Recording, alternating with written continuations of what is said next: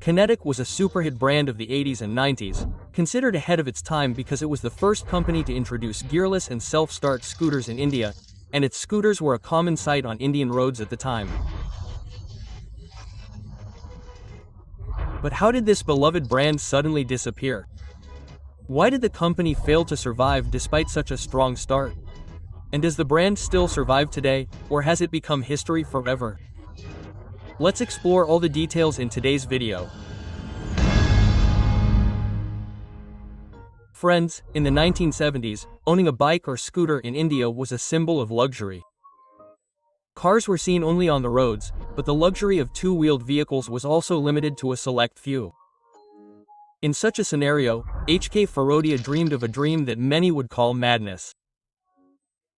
That dream was for every Indian to own an affordable and reliable two-wheeler. But who was this Farodia?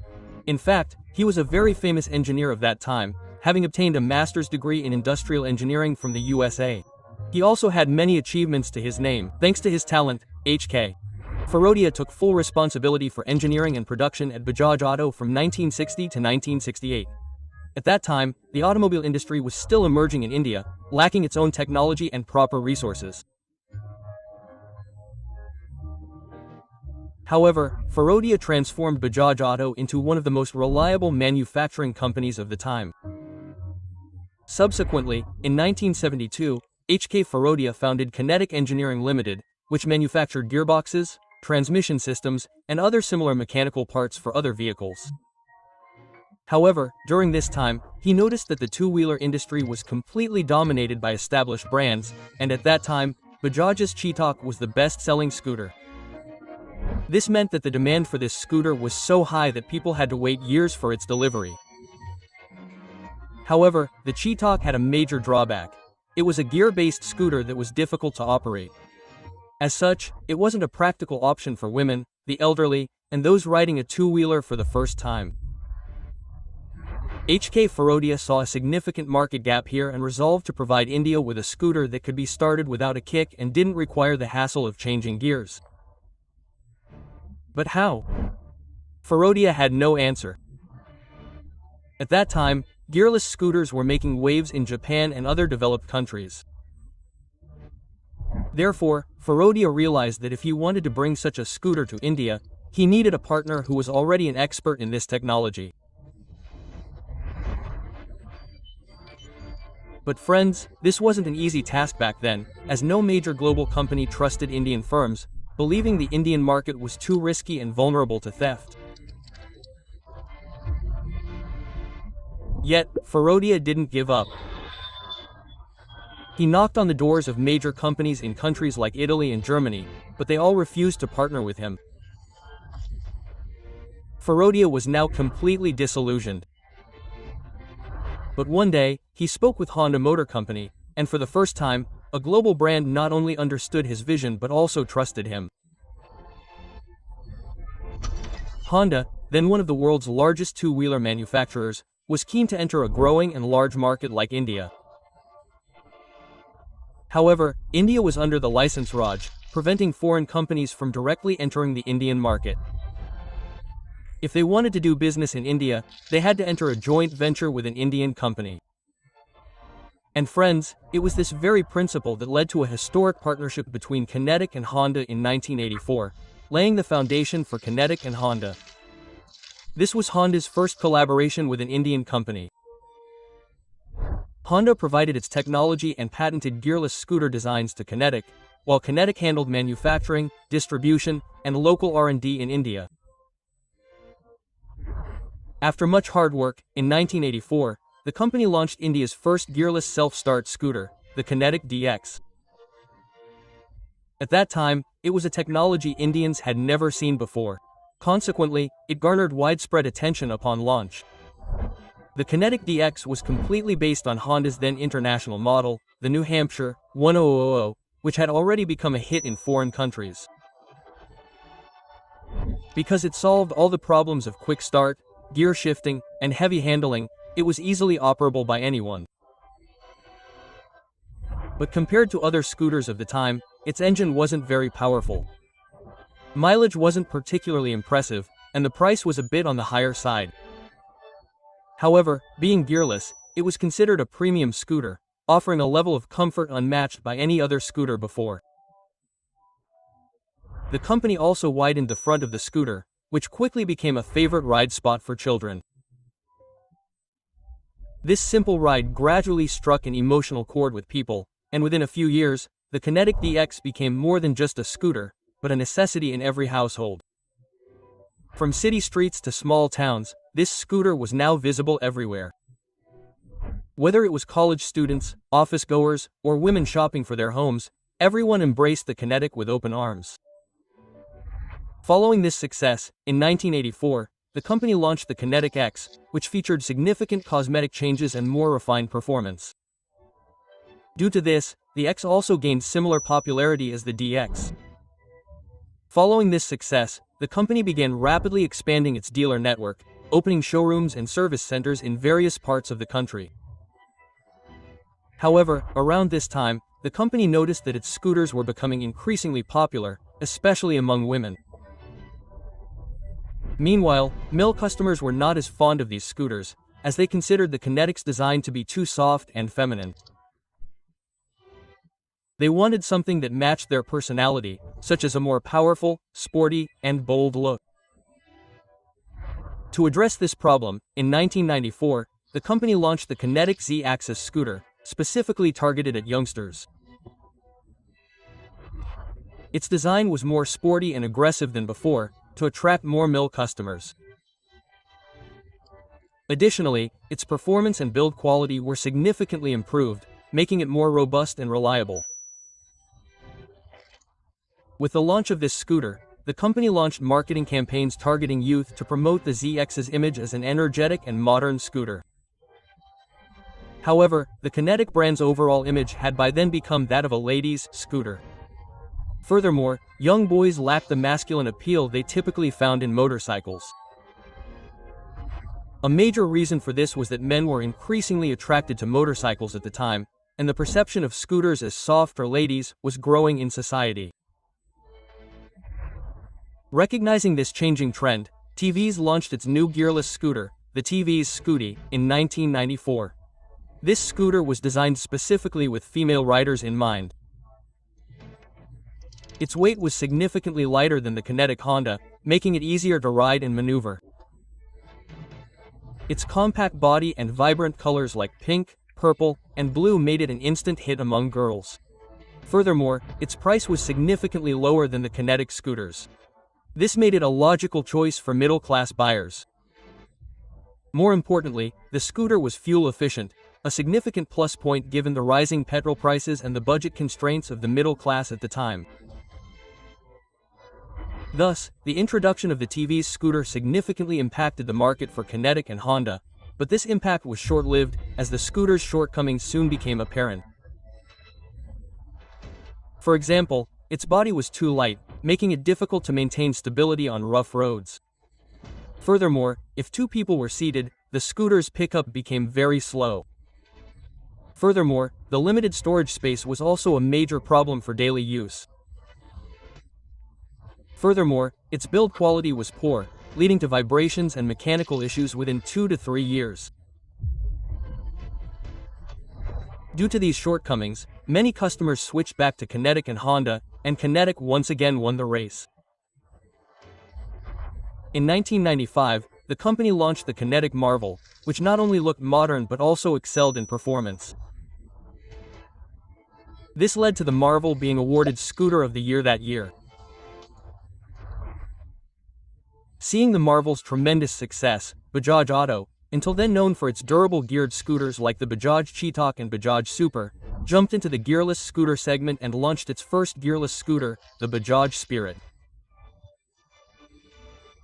The Bajaj Spirit was specifically designed for teenagers and college-going girls. However, its performance wasn't much different from the TVS. Consequently, it didn't gain much traction in the market, and Bajaj withdrew from gearless scooters after a few years. The path was clear for Kinetic, as there was no major competition left in the market. But something happened that shook Kinetic's foundation. In fact, after the 1991 LPG reforms, the Indian market was open to foreign companies, allowing them to set up their businesses in India without any collaboration. Seizing this opportunity, many foreign companies entered the Indian market directly. Honda felt it should seize the opportunity and operate independently, as the relationship between the Kinetic Group and Honda Corporation had begun to deteriorate. Therefore, Honda wanted to acquire Kinetic's entire stake and operate independently. However, Kinetic was unwilling to sell its stake at any cost.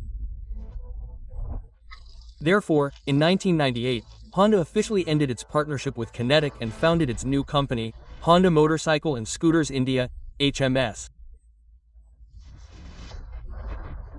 This was a major blow to Kinetic, as the breakup left not only Honda but also Japanese technology. Consequently, Kinetic began to lose its strength. Then, in 2001, came a moment that shook the entire Indian scooter market. Operating independently, Honda launched its stylish 4-stroke, gearless scooter, the Honda Activa, which was not only smooth to ride but also excellent to maintain. The Honda Activa, upon its arrival in the market, solved many of the problems that people had been facing with scooters for years. For example, Kinetic scooters still used outdated 2-stroke engines, which provided low mileage and high pollution. The Activa, on the other hand, featured an advanced 4-stroke engine that not only delivered better mileage but was also more environmentally friendly. Furthermore, Kinetic scooters often featured plastic bodies, which were lightweight but also prone to damage. In comparison, the Activa featured a metal body that was stronger, more durable, and safer, reducing maintenance costs. This was the reason why people began to embrace the Activa. Honda's explosive entry put Kinetic at a crossroads, leaving it facing a difficult path. It faced two options: either maintain its remaining market hold with its older, outdated models, or introduce a modern scooter that could compete with the Activa. Kinetic lacked Honda's cutting-edge Japanese technology or a solid R&D ecosystem. Despite this, the company resolved to remain unconquered no matter what. Then, in 2001, it launched the ZXCM, a 110cc 2-stroke scooter with a sporty look. Kinetic hoped that its looks and powerful performance would pose a significant challenge to the Activa. However, the reality was quite different. In fact, the ZXOM's 2-stroke engine didn't meet the new emission norms, and fuel efficiency was significantly lower than expected. Furthermore, Honda didn't have a robust service network and readily available spare parts. Consequently, the ZXM failed to survive in the market. But Kinetic didn't give up. The following year, in 2002, the Kinetic November was launched, a completely modern scooter.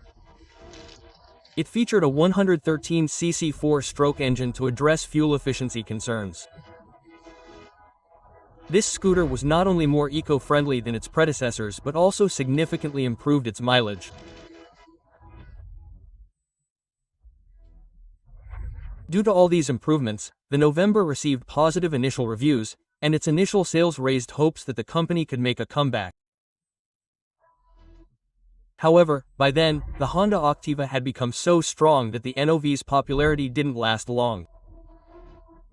Additionally, a few years ago, Kinetic entered the motorcycle segment through a collaboration with South Korean company HS Motors. In 2003, they launched the Aquila, a premium cruiser motorcycle. The Aquila made headlines for a short time after its launch, attracting widespread attention for its international styling and cruiser appeal. However, the bike's high price and limited service made it a niche product. Consequently, Aquila sales never reached the levels Kinetic had hoped for. Consequently, losses gradually mounted, and the partnership frayed. After numerous disagreements, the partnership between Kinetic and Hozong Motors finally broke up within 5 years, putting a halt to Kinetic's motorcycle business. Between 2006 and 2008, Kinetic was making several moves to regain its former position. For example, in a bold move, the company launched the Kinetic Blaze, the most powerful scooter at the time. This scooter signaled Kinetic's direct focus on the premium and performance segments. The Blaze featured a powerful 165cc engine, a remarkable achievement for any scooter at the time. Its pickup was so impressive that it could rival many regular motorcycles. It also featured disc brakes, alloy wheels, and a distinct European design that was a departure from traditional scooters of the time. Kinetic positioned it as a performance scooter, a product never before seen in India. But, friends, Kinetic made a significant mistake here. Even in those days, the average Indian scooter buyer based their decision on basic factors like mileage, price, and easy maintenance. However, the Blaze's high pricing, low mileage, and complex design pushed it out of the market. Internally, after so many failures, the company's financial situation was deteriorating. Crores of rupees were being spent on RAD every year. But it wasn't yielding any significant results. Sales were steadily declining, and revenues had virtually ceased. Furthermore, marketing budgets were so low that the brand's visibility was diminishing. Dealers were also frustrated, as their scooters weren't selling, and spare parts for those that were available couldn't be found on time. Given these problems, many dealers began leaving Kinetic. Employees were also completely demotivated, and why not, given the confusion within the company's leadership. Some advocated staying in the scooter segment, others advised a shift to motorcycles, and some senior leaders openly stated that selling the business was the only way forward. These divergent opinions prevented a strong strategy from being formulated, nor were any concrete steps taken. Consequently, the company's financial situation continued to deteriorate. To cover these losses and return to the scooter market, Kinetic Motor Company partnered with Taiwan's SANGYONG Motor Company in 2007 and launched the Kinetic Flight scooter. Flight was based on SYM's globally successful model, the X Pro, which had become a bestseller in 62 countries at the time. This meant there was no compromise on technology, performance, and reliability.